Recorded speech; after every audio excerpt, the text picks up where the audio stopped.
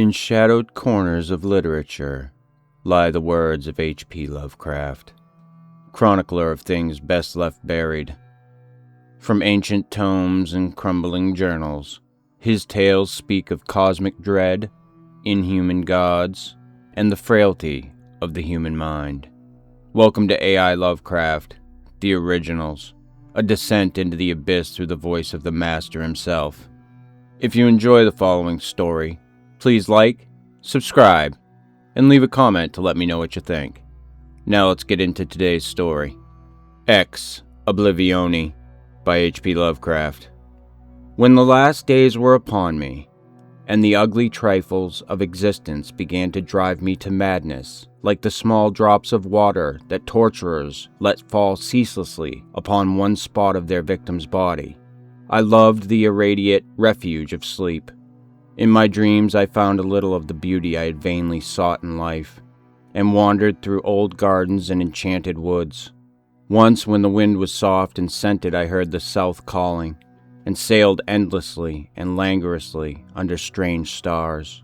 Once when the gentle rain fell I glided in a barge down a sunless stream under the earth till I reached another world of purple twilight, iridescent arbors, and undying roses. And once I walked through a golden valley that led to shadowy groves and ruins, and ended in a mighty wall green with antique vines, and pierced by a little gate of bronze. Many times I walked through that valley, and longer would I pause in the spectral half-light where the giant trees squirmed and twisted grotesquely, and the gray ground stretched damply from trunk to trunk, sometimes disclosing the mold-stained stones of buried temples. And always the goal of my fancies was the mighty vine-grown wall with the little gate of bronze therein.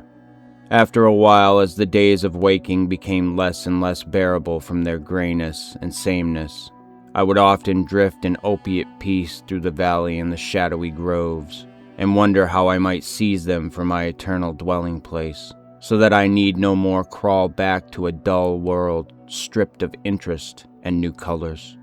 And as I looked upon the little gate in the mighty wall, I felt that beyond it lay a dream country from which, once it was entered, there would be no return.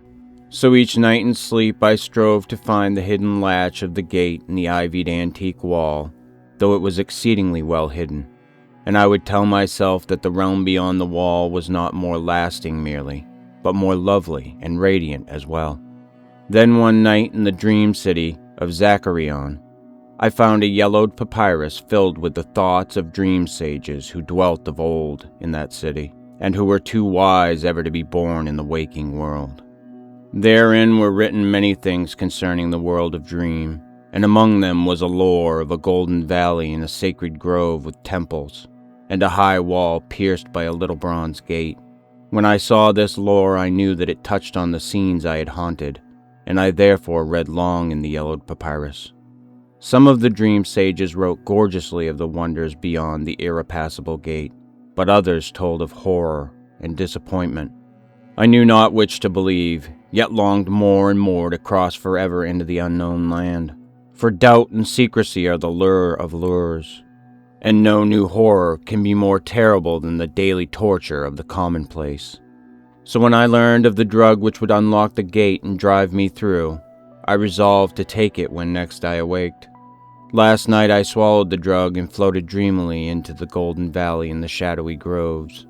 And when I came this time to the antique wall, I saw that the small gate of bronze was ajar. From beyond came a glow that weirdly lit the giant twisted trees and the tops of the buried temples, and I drifted on songfully, expectant of the glories of the land from whence I should never return.